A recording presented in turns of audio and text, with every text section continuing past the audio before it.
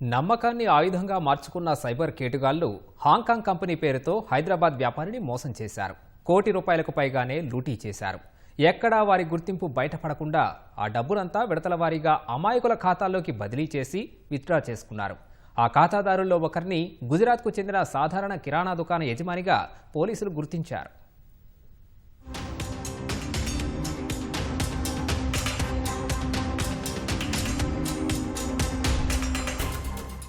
హైదరాబాద్కు చెందిన వ్యాపారి ప్రోటీన్ న్యూట్రిషియన్ పౌడర్ విక్రయిస్తుండేవారు. ఇతనికి ఢిల్లీలోని ట్రేడ్ ఫండమెంటల్ ప్రైవేట్ లిమిటెడ్ సంస్థ నిర్వాహకులమంటూ లక్ష్యవర్మ అనే వ్యక్తి పరిచయమయ్యాడు. తమకు హాంకాంగ్ కు చెందిన యాక్సెస్ ట్రేడింగ్ కంపెనీ B2Bలో భాగస్వామ్యం ఉందని నమ్మకం కలిగించాడు. ప్రోటీన్ పౌడర్ ను పెద్ద ఎత్తున విదేశాలకు ఎగుమతి చేయడం ద్వారా అమెరికన్ డాలర్ల రూపంలో భారీగా లాభపడొచ్చని ఆశ కల్పించాడు. వివిధ ఛార్జీల రూపంలో చెల్లించే నగదు తిరిగిస్తామంటూ భరోసానిచ్చాడు. మీరు పంపించే డబ్బులు రిఫండబుల్ అని చెప్పి బాధితుడిని బురిడీ కొట్టించిన నిందితులు విడతల వారీగా అతడి నుంచి ₹1,11,00,000 కాజేశారు.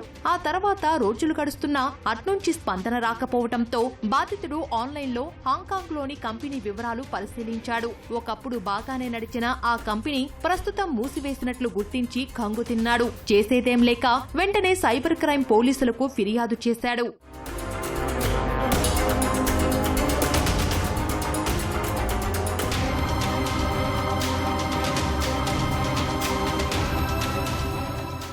బాధితుడి ఫిర్యాదుతో కేసు నమోదు చేసి దర్యాప్తు చేపట్టిన పోలీసులు పోగొట్టుకున్న నగదు గుజరాత్లోని బ్యాంకు ఖాతాలో జమైనట్లు గుర్తించారు. అక్కడికెళ్లి ఆరా తీయడంతో కొత్త విషయం వెలుగులోకి వచ్చింది.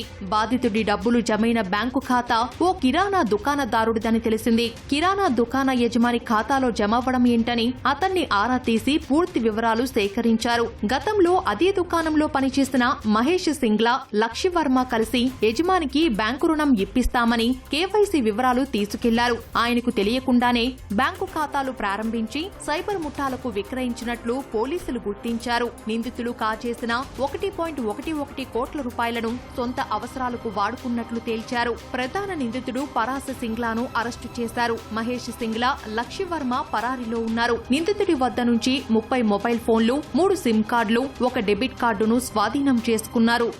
B2B కాంట్రాక్ట్ ఉందని, తర్వాత ఇంపార్టెంట్ ఎక్స్పోర్ట్ ఆపర్చునిటీ ఉందని చెప్పి నమ్మిస్తారు దాని వీళ్ళని.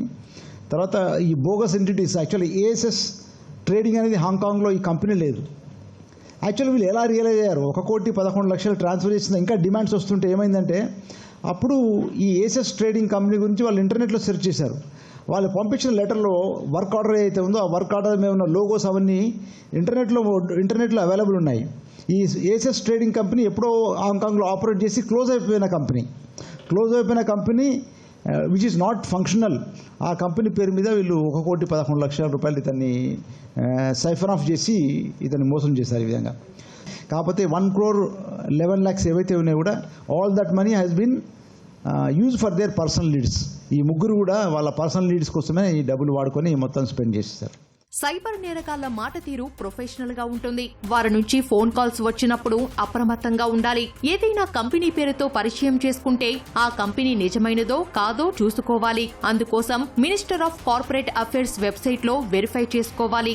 భారత్లోని కంపెనీలు అందులో రిజిస్టర్ అయి ఉంటాయి. పెట్టుబడులు పెట్టే ముందు దానికి సంబంధించిన పూర్తి సమాచారం తెలుసుకోవడం ప్రధానమనేది గుర్తుంచుకోవాలి. ఎవరైనా భారీ మొత్తంలో లాభాలొస్తాయని ప్రలోభాలకు గురి చేస్తే గుడ్డిగా నమ్మకూడదు. ఎప్పుడూ ఈజీ మనీ అనే పదానికి తావు ఉండదని మర్చిపోకూడదు.